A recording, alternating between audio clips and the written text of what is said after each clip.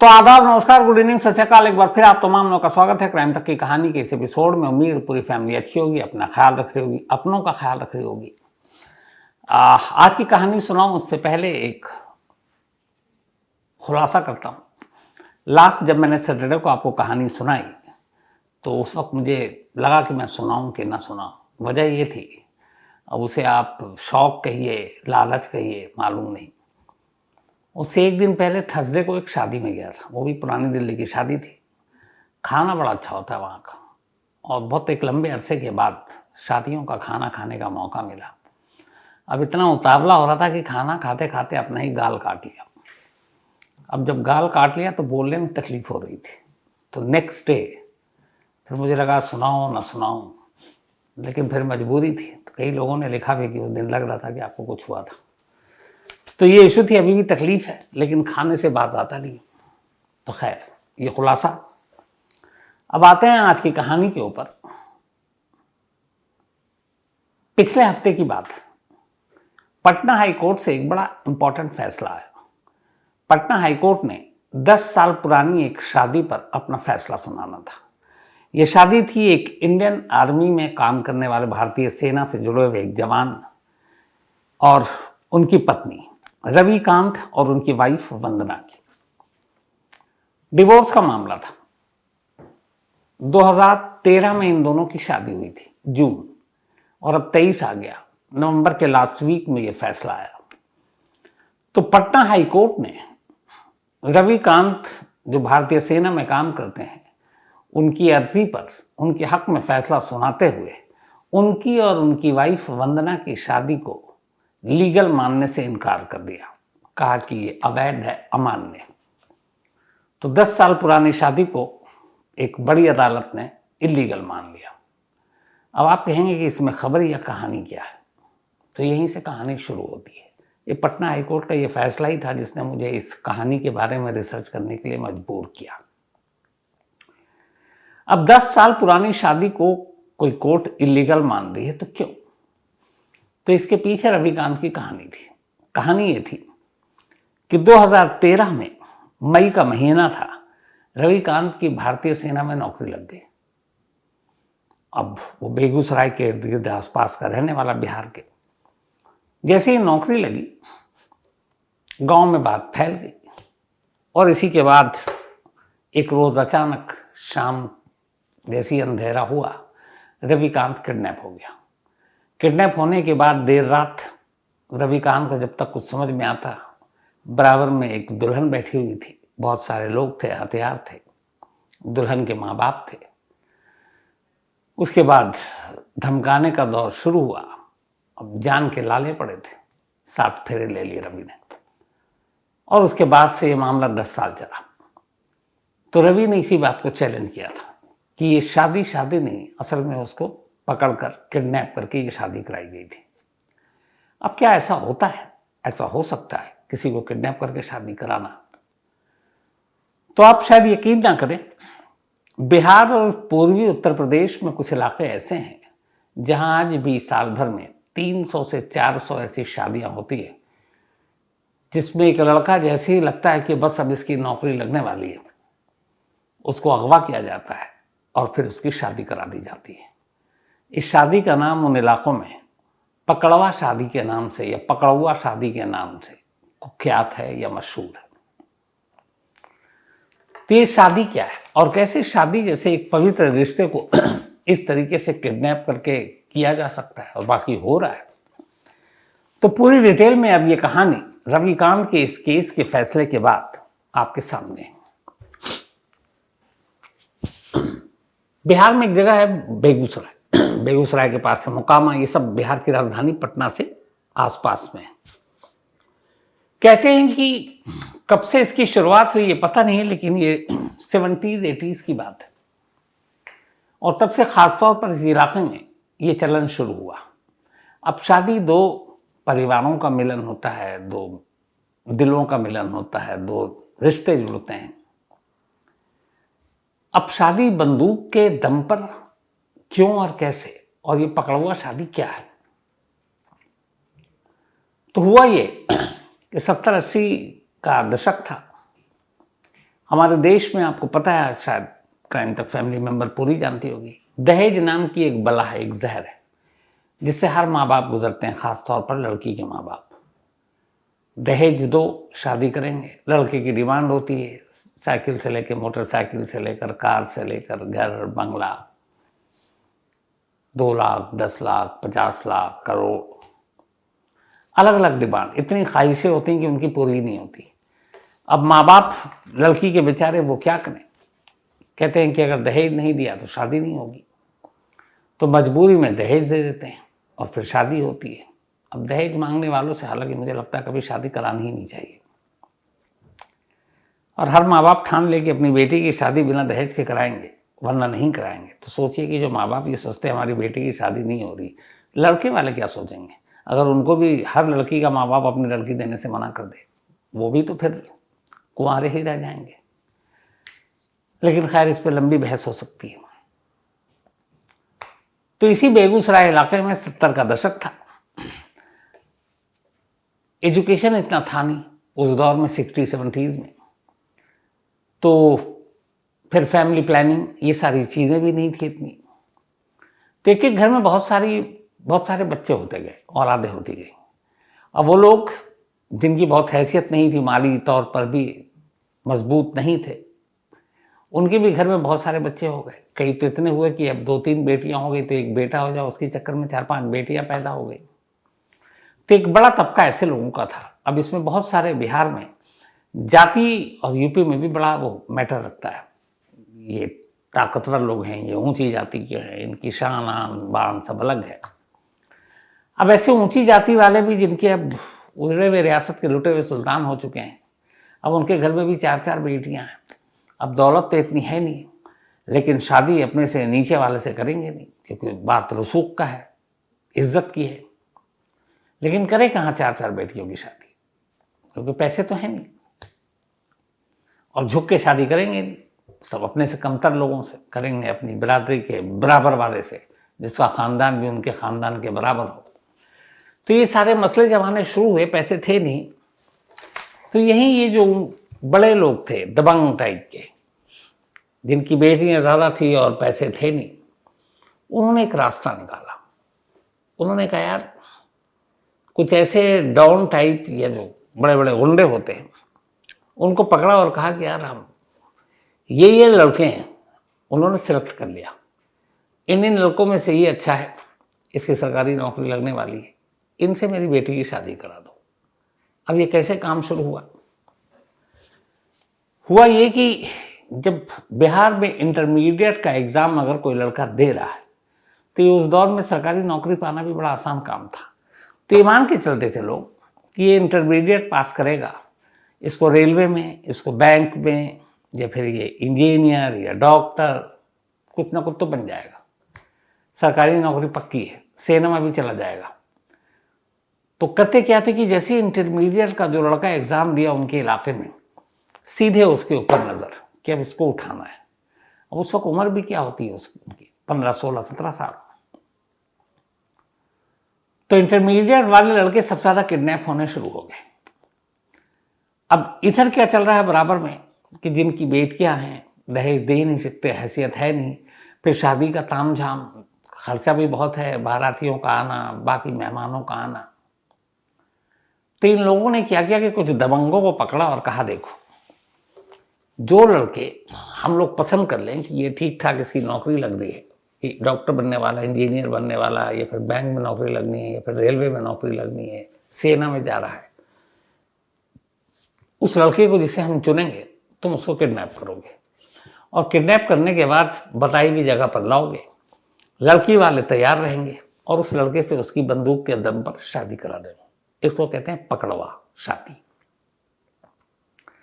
अब फीस बनाई लोगों ने, जो गैंग जो किडनैप करेगा उसने कहा ठीक है, लड़का कितना कमाता है, कितना दहेज मांग रहा है, तो पता चला कि 20 लाख रुपए दहेज मांग रहा, मान लीजिए। तो उन्होंने कहा ठीक है, 20 लाख तुम तो दोगे नहीं, हमारी फीस 2 लाख दे दो, 2 लाख में सारी शादी, और शादी के बाद की भी गारंटी कि वो लड़की को तंग नहीं करेगा, भगाएगा नहीं, भागेगा नहीं, क्योंकि उसके बाद भी हम नजर रखेंगे। तो कहाँ 20 लाख दहेज देना है, कहाँ 2 लाख रुपए एक गुंडे को देना है, और फिर शादी धूमधाम से तो होनी नहीं है क्योंकि वो पकड़वा शादी है, तो मुश्किल से 50,000 रुपये और मान लीजिए या 1 लाख, तो 2-3 लाख रुपए में शादी निपट गया।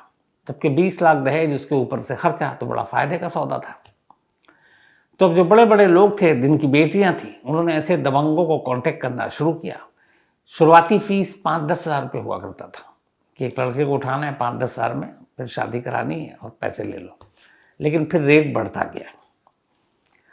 तो जैसे ही एक लड़का नौकरी के लायक होता है, उसको किडनैप कर लिया जाता है।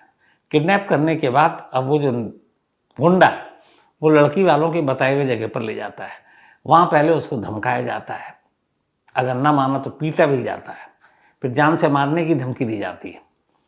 अब उस उम्र में लड़का भी इतना सब कुछ ये सब पता तो है नहीं, तो उसे लगता है जान बचाओ, जान बचाना तो शादी करो, तैयार हो जाता है। अब चाहे मन से करे या दबाव में करे, लेकिन शादी कर लिया। शादी करने के जैसी शादी हो जाती है उसके बाद बाकायदा उसको एक दामाद का रिस्पेक्ट दिया जाता है। फिर उसके बाद लड़की को उसके घर पे विदा किया जाता है। लेकिन साथ में वो जिसके जरिए ये शादी हुई है उस गुंडे की, वो उस लड़के के घर पे नज़र रखता है और इस धमकी के साथ कि अगर इस लड़की को कुछ हुआ, तुम्हारे घर वालों ने इसको तंग किया, मारा पीटा या तुमने नहीं अपनाया, तो फिर पूरे परिवार को मार देंगे। उसके बाद वो तब तक नज़र रखते हैं जब तक कि इस शादी के बाद कोई एक बच्चा ना हो जाए उस दूल्हा दुल्हन को। जैसे ही बच्चा हो जाता तो उन्हें लगता है कि चलो अब तो परिवार समाज सब में मान्यता मिल गई, क्योंकि वो बाप बन गया, वो माँ बन गई, तो अब तो छोड़ेगा नहीं। तो वहां तक की वो गारंटी लेते हैं। अब इसका नतीजा क्या हुआ? ये हुआ कि ख़ासतौर पर पटना से सटे ये मुकामा, बख्तियारपुर और उसके आसपास का जो इलाका था, जब ये धीरे धीरे पकड़वा शादी बढ़ने का चलन इसका शुरू हुआ, तो मान लीजिए किसी का बच्चा पास कर गया जो बाहर इस इलाके से पढ़ रहा है, पटना में पढ़ रहा है, दिल्ली में पढ़ रहा है, कानपुर में, कहीं और, अगर उसकी नौकरी लग गई, कॉम्पिटिटिव एग्जाम में बैठा है बैंकिंग के, या फिर इंजीनियरिंग निकाल लिया या रेलवे में लग गई, तो पूरा घर खामोश रहता था और उस लड़के की साफ हिदायत दी जाती थी कि तुम किसी को नहीं बताओगे कि तुम पास कर गए हो, तुम्हारी नौकरी लग गई है। क्यों? उन्हें मालूम था कि अगर ये बात फैल गई कि इसकी नौकरी लगी है तो सीधे वो किडनैप हो जाएगा और उसकी शादी करा दी जाएगी। तो माँ बाप अपने बच्चों से ये सच छुपाने के लिए कहते और खुद भी छुपाते, मोहल्ले में, रिश्तेदारों में किसी को नहीं बताते, सिवाय माँ बाप के, और किसी को पता ही नहीं होता कि उनके बच्चे की कहाँ नौकरी लग गई। ऐसी चीज़ जब वो खुफिया रखते तरीके से, बताते नहीं, उनका बच्चा बच जाता। फिर वो कहीं जाकर बाहर दूर उसकी शादी करा देते, तब तो वो सेफ। लेकिन अगर वो आ गया और ये सच्चाई पता चल गई तो फिर लड़का गया। तो इस तरीके से ये चलन शुरू हुआ। अब धीरे धीरे जो जो लड़के उस नज़र में आते गए, और ये नज़र में कैसे आते थे लड़के, भाई कैसे हर वक्त नज़र रख रहे हैं, तो इस पूरे रैकेट में सबसे जो इम्पोर्टेंट रोल प्ले करते था वो इसी फैमिली का, जिस फैमिली का ये लड़का है जो नौकरी के लायक हो गया, जिसकी नौकरी लग गई, उसी का कोई एक क्लोज रिश्तेदार भेदिया होता था। वो बताता था उस लड़की वाले को, पहले से ही तय होता था कि भाई जो भी बताएगा एक होनहार लड़का जिसकी नौकरी लग गई है तो उसे कुछ पैसे देंगे। तो लालची लोग हर तरफ भरे होते हैं। तो एक करीबी अपना ही घर का भेदिया, नज़दीकी या दूर का रिश्तेदार, ऐसे लड़की वालों को उन लड़कों की जानकारी देता था जिनकी लड़की की शादी करानी है और वो दहेज देना नहीं चाहते थे।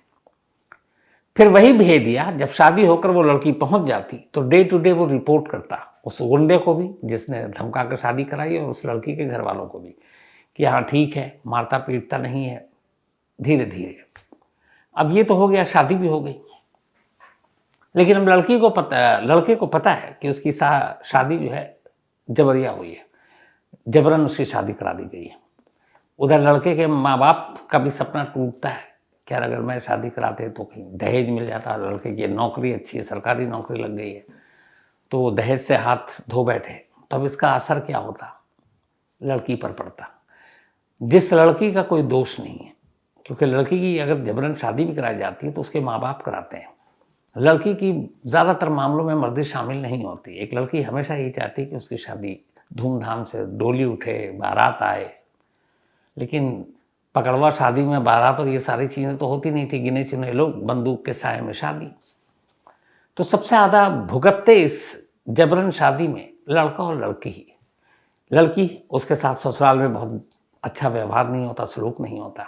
उधर लड़का, शादी तो हो गई लेकिन मन से वो अपनी पत्नी को पत्नी नहीं मानता, क्योंकि उसके हिसाब से शादी हुई नहीं। बहुत सारे ऐसे मामले में फिर बच्चे हो जाते तो दोनों एक दूसरे को स्वीकार कर लेते कि चलो जैसा हुआ। कई ऐसे मामले भी हुए कि जबरन हुई लेकिन फिर पति पत्नी में प्यार भी हो गया। लेकिन बहुत से ऐसे मामले हुए जिसमें पति पहुंच गया कोर्ट। उसी में से एक ये था रविकांत, जो 10 साल पहले वंदना से शादी हुई थी। तो इन लड़कों और लड़कियों पर इसका ज्यादा असर पड़ता है। अब यहाँ सबसे इंपॉर्टेंट सवाल ये है कि इतना बड़ा क्राइम हो रहा है कि शादी जैसी चीज जिसको आप किडनैप करके लड़के को जबरन शादी करा रहे हो, तो फिर कानून और पुलिस कहाँ है? ये कई बार सवाल उठा। तो बिहार के जिन इलाकों में ये चीजें सबसे ज्यादा होती है, इसी जो मोकामा और बेगूसराय का एरिया पूरा, तो जितने पुलिस वाले उनका कहना है कि असल में ये मसला इतना टेढ़ा है कि मान लीजिए एक लड़का जिसकी नौकरी लगी उसको उठा लिया और फिर शादी करा दी। अब जो उठाया है वो तो इलीगल है क्योंकि वो किडनैपिंग का केस है। लेकिन जब शादी हो गई तो शादी को आप इलीगल करार देने के लिए आप कोर्ट कचहरी जाएंगे। लेकिन यहाँ ये हुआ है कि ये सारी चीज़ें कानून से अलग धार्मिक तरीके से हो रही है। वो 7 फेरे हो रहे हैं, वो पंडित है, तमाम रस्मों की अदायगी हो रही है। तो इस क्राइम के मामले में बीच में धर्म भी आ गया और आस्थाएं भी आ गए, रिवाज भी आ गए। तो ये एक सोशल इशू हो गया। अब पुलिस वाले अगर उसको उठा के लड़के को अंदर कर दें तो उधर जो लड़की है बीवी, वो कहेगी मेरा क्या कसूर है, माँ बाप ने भी मेरी नहीं मानी, उन्होंने जबरन मेरी मर्जी के खिलाफ शादी कर दी, लड़के को उधर कहे किडनैप कर लिया, लेकिन अब मैं तो उसने मेरे मांग में सिंदूर भर दिया तो मैं कहाँ जाऊँ? मेरे पति को अगर आप जेल भेज देते हो या शादी को इलीगल करते हो, अब मुझसे दोबारा कौन शादी करेगा? तो ऐसे कई जब केस आए तो पुलिस ने भी पल्ला झाड़ लिया। ऐसे केसेस में पुलिस हमेशा ये कहती कि भैया दोनों परिवार मिलजुल कर जो भी सुलझा सको मसले को सुलझा लो। तो कानून ने इसमें बहुत बड़ा रोल प्ले नहीं किया। और हो सकता कहीं ना कहीं मुझे भी लगता है कि कानून की यहाँ पे अपनी मजबूरियाँ हैं पुलिस की भी, क्योंकि जब एक क्राइम एक सोशल क्राइम हो जाए और उसमें बहुत सारे रिश्ते इन्वॉल्व हो जाए तो उसको आप डंडे और कानून के डंडे से आप सुलझा नहीं सकते। हाँ, पुलिस ये ज़रूर है कि जब उसे पता है कि इस इलाके में हो रहा और किन किन लोगों की नौकरी लगने वाली है तो कायदे से उसकी एक लिस्ट तैयार रख सकती है, फैमिली वालों को प्रोटेक्शन दे सकती है, देख सकती है कि उसको कोई उठा के शादी ना करा दे। लेकिन बरसों से चला आ रहा है।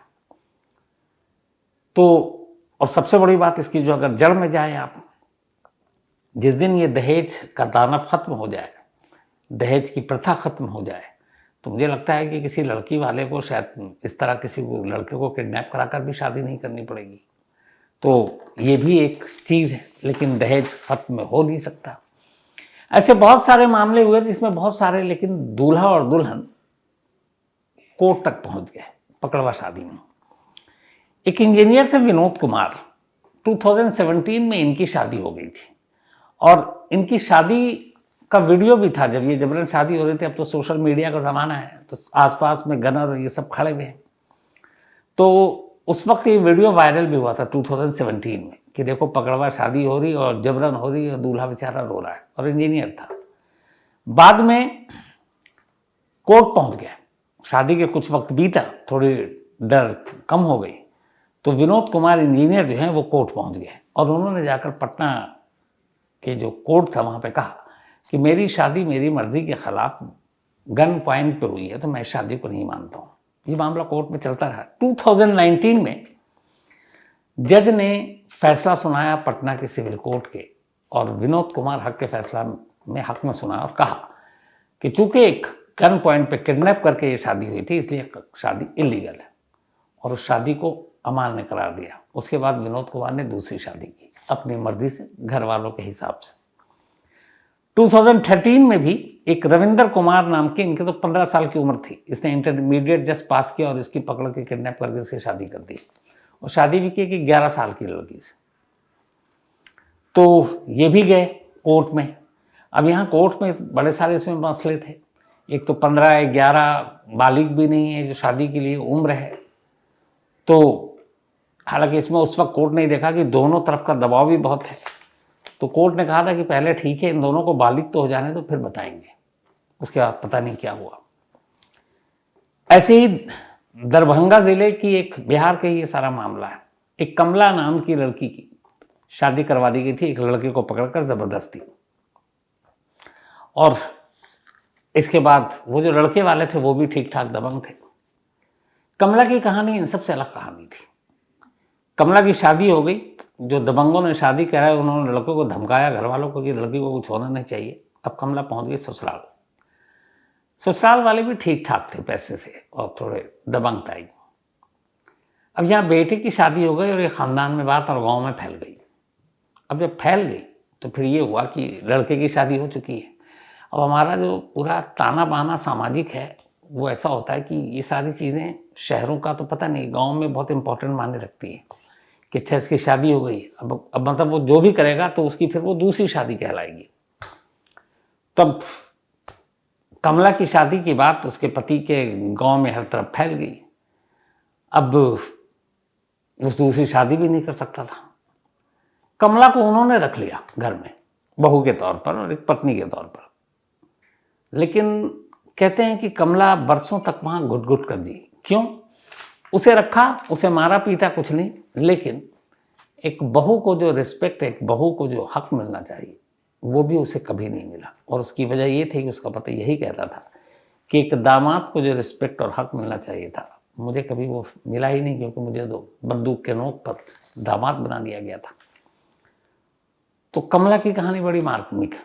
वो न लौटी, न शादी लीगल हुई, न उसको छोड़ा, घर में है, लेकिन शायद उसे एक बहू का या एक पत्नी का जो प्यार मिलना चाहिए था वो कभी नहीं मिला।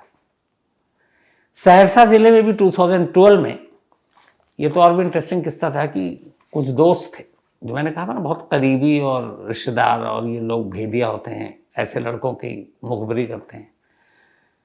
तो इसी में से 2012 में एक दोस्त था और उसका दोस्त जो है, सब लोगों ने एक पार्टी रखी।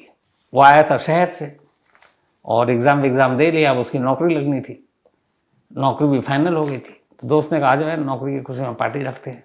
उसको ले गए पार्टी में उसे पिलाया विलाया और उसके बाद हाथ पैर बांध कर उसको ले गए सीधे लड़की वालों के हवेली पर। अब वहाँ ले जाके कहा कि लो भैया तुम्हारा दामाद। अब उसको उसी तरीके से डराया धमकाया पीटा गया और फिर उसकी शादी हो गई। 2012 का ये किस्सा था। तो ऐसे कहानियां भरी पड़ी हैं। अच्छा, इनमें से ज़्यादातर एक अजीब कहें, इसे क्या कहें, कि जो शादियां हुई हैं किसी बेरोजगार से, किसी गरीब से, ऐसे किसी को किडनैप करके नहीं हुआ। क्योंकि कोई भी बाप अपनी लड़की अगर किसी को देगा तो ठीक ठाक परिवार देखकर ही देगा। तो उस हिसाब से अगर आप दूसरा पहलू देखें तो इसमें जितनी भी पकड़वा शादी के शिकार हुए हैं वो तमाम वो लड़के हैं जिन्होंने अच्छी खासी पढ़ाई की, जो बैंकर बने, जो इंजीनियर बने, डॉक्टर बने, जिन्होंने रेलवे में अफसर बने, सेना में गए, सेना में काम किया। तो ऐसी ऐसी जगहों पे काम करने वाले लोगों के घर के अंदर या उनके साथ जब उनकी शादी हुई, बंदूक के नोक पर हुई और उस शादी को उनको एक्सेप्ट करना पड़ा धीरे धीरे। क्योंकि वो इलाका आज भी ऐसा है कि वहाँ अगर आप एक बार शादी हो गई तो फिर विरले ही होते हैं जो मैंने कुछ एग्जांपल दिया कि कोर्ट पहुँचे और ये पहुँचे, वरना ऐसा होता नहीं है। फिर उनको वो एक्सेप्ट करना पड़ता है और वो मानना पड़ता है, और पूरी ज़िंदगी, चाहे आप पूरे मन से मानो या ना मानो। दुनिया में पता नहीं दुनिया कहाँ कहाँ पहुँच गई है, लेकिन कमाल ये है, ये जो मैंने आपको बताया, कभी मौका मिले, पटना से मुश्किल से 70 किलोमीटर दूर है। बेगूसराय रिफाइनरी टाउनशिप के लिए भी जाना जाता है, वहाँ रिफाइनरी का बहुत बड़ा वो है। और उससे पहले मोकामा है, मोकामा गोंडा, और उनके लिए ये जो आपके दबंग लोगों के लिए भी जाना जाता है। एक अनंत सिंह, बिहार के बाहुबली नेता, वो इसी मोकामा से आते हैं। तो ये उसी इलाके में ज़्यादा होता है। और पकड़वा गैंग आज भी एक्टिव है। आज भी अगर वहाँ पता चल जाए कि ये लड़का है, पढ़ने में बहुत तेज़ है, पक्का ये इंटरमीडिएट या ग्रेजुएशन तो कर लेगा, समझ लीजिए उसकी शादी खतरे में है। क्योंकि वो उठाया जाएगा और उसे कभी भी दूल्हा बन सकता है, या किसी की नौकरी लग गई। ये आज भी एक गैंग, बहुत सारे अलग अलग क्राइम होते हैं कि किसके पास पैसा है, किसको लूटना है, किसको मारना है, दुश्मनी है, सुपारी है। लेकिन ये वो इलाका है जहाँ कुंवारे काबिल लड़कों की तलाश रहती है, उन पर नज़र रहती है और उसे उठाया जाता है और दूल्हा बनाया जाता है सिर्फ इसलिए क्योंकि पैसे बच जाएंगे, दहेज नहीं देना पड़ेगा, और जो उस हैसियत के हैं उनको उस हैसियत का दामाद मिल जाएगा, उसके लिए मेहनत नहीं करनी पड़ेगी। लेकिन शादी किडनैपिंग के बाद ही होगी। तो ये थी आज की कहानी। इस पे अपनी राय ज़रूर दीजिएगा, क्योंकि ये हम सबसे जुड़ी हुई चीज़ें हैं, हमारे समाज से जुड़ी हुई चीज़ें, कि कहाँ दुनिया पहुंच गई और हम कहाँ पकड़वा शादी में आज भी उलझे। तो ये थी आज की कहानी। लेकिन कहानी के बाद वही अपना सिलसिला, करीब 25 दिन के बाद दीपक लौट आए हैं दफ्तर। आज ही उन्होंने ज्वाइन किया और इत्तेफाक से देखिए आज ही दीपक का बर्थडे भी है। तो मम्मी पापा के साथ था, उसके फादर भी आर्मी में हैं, तो यही एक आध महीना मौका मिलता है जब ये तीनों इकट्ठे होते हैं, दीपक और उसके मम्मी पापा। तो ये अच्छा पल रहता है। तो आज ही लौटा लेकिन। तो हैप्पी बर्थडे दीपक, हमेशा अच्छे रहो, खुश रहो, टैलेंटेड हो तुम, अपने टैलेंट का इस्तेमाल करो, खूब नाम रोशन करो अपने माँ बाप का, यही दुआ है मेरी। इसके अलावा हमारे एक सीनियर कैमरामैन शकील अहमद, उनके आज पोते की भी, वो रिटायर हो गए शकील साहब, उनका भी आज बर्थडे है। यूसुफ नाम है उनके पोते का। तो हैप्पी बर्थडे यूसुफ, हमेशा अच्छे रहो, खुश रहो, और दादा को कहना कुछ अच्छा अच्छा खाना खिला दें। साथ ही डॉक्टर पूजा वाडिले, इनका भी आज बर्थडे है। तो हैप्पी बर्थडे डॉक्टर पूजा जी। और ये दीपक वाडिले जी की वाइफ हैं और ये दोनों कल्याण से। इसके अलावा रेहाना सफरी जी, इनका भी आज जन्मदिन है। तो हैप्पी बर्थडे रेहाना जी। और ये अरवा की मम्मी है, and thank you so much आपकी इस प्यार के लिए। साथ ही स्वाति, इनका भी आज बर्थडे है। तो हैप्पी बर्थडे स्वाति। और ये भेजा है डॉक्टर विक्रम सिंह ने। इसके अलावा नाजिर अली का भी आज बर्थडे है। तो हैप्पी बर्थडे नाजिर। कविता श्रृंकर, इनका भी आज जन्मदिन है। तो हैप्पी बर्थडे कविता जी। और ये नितिन पवार की बहन है। साथ ही राज पटेल का भी आज जन्मदिन है। तो हैप्पी बर्थडे राज। और ये दर्शित पटेल ने भेजा है। इसके अलावा प्रशांत कुमार ने एक सवाल पूछा है कि शोले फिल्म में इन्होंने देखा कि जय और वीरू यानी धर्मेंद्र और अमिताभ बच्चन जेल के अंदर पत्थर तोड़ रहे हैं, तो क्या असली जिंदगी में भी कैदियों के साथ ऐसा होता है? जी प्रशांत जी, बिल्कुल होता है। जो सजायाफ्ता कैदी होते हैं, दो तरह के कैदी होते हैं। एक होते हैं सजायाफ्ता, जिसको इंग्लिश में कन्विक्टेड कहते हैं, और एक होते हैं अंडर ट्रायल, जिसे हम विचाराधीन कहते हैं। अंडर ट्रायल वो जिसके मुकदमे का फैसला अभी नहीं हुआ है। तो जो अंडर ट्रायल कैदी होते हैं उनसे कोई काम जेल में नहीं कराया जाता, चाहे उनके मुकदमे का फैसला 10 साल बाद आए। वो 10 साल तक बस जेल में आराम से बैठकर जेल की रोटियां तोड़ते रहेंगे, खाते रहेंगे। लेकिन जैसे ही किसी का फैसला आ गया और उसको सजा मिल गई, चाहे वो 3 साल हो, 2 साल हो, 5 साल हो, उम्र कैद हो, तो जब फैसला आ गया और उसको कन्विक्ट हो गया वो, तो फिर उसको एक कैदी नंबर का बिल्ला दिया जाता है, जेल की वर्दी दी जाती है, और फिर उसे उसके सलाहियत और गुण के हिसाब से उसको काम दिया जाता है। जैसे पहले भी मैंने कहा था, संजय दत्त जब जेल में थे तो संजय दत्त को लिफाफा बनाने का काम दिया गया था। तो जेलों में अलग अलग, ये जो पत्थर आप देख रहे हैं, अगर किसी जेल के आसपास मान लीजिए कोई माइंस है, वहाँ पत्थर को काटना है तो वो ले जा सकते हैं कैदी को। लेकिन आजकल ज़्यादातर काम जेल के अंदर ही कैदियों से कराया जाता है। एक तो सिक्योरिटी और वो सारी चीज़ें, जैसे तिहाड़ जेल में कैदी केक से लेके क्या क्या होम प्रोडक्ट्स की सारी चीज़ें बनाते हैं, कई करोड़ रुपए का टर्नओवर है जो कैदी बना रहे हैं वहाँ पर। तो जेल के अंदर जिनको सज़ा मिल गई वो कैदी काम ज़रूर करते हैं और उस काम के उनको मेहनताना भी मिलता है, पैसे मिलते हैं। इसके अलावा सौरभ बावन कुले, इन्होंने एक, thank you so much Saurabh, एक तो आपका इससे, ये रहते हैं नागपुर में लेकिन इस वक्त यूएस में हैं, एंड पक्का आपसे मुलाकात होगी सौरभ भाई जब भी आप आएंगे इंडिया, ये वादा है। हुमायूं कबीर जशीम, इन्होंने, ये असम से हैं और इन्होंने बड़ा अच्छा एक मेल भेजा है। हुमायूं कबीर ने, इनका मेल क्या है मुझे पूरी तरह से याद है। इन्होंने लिखा कि उन्होंने परसों रात शायद एक सपना देखा, सपने में कहीं बस में जा रहे हैं और अचानक इन्होंने देखा कि मुझे बस कंडक्टर के तौर पर देखा, मैं टिकट सबसे ले रहा हूँ, पैसे लेकर टिकट दे रहा हूँ।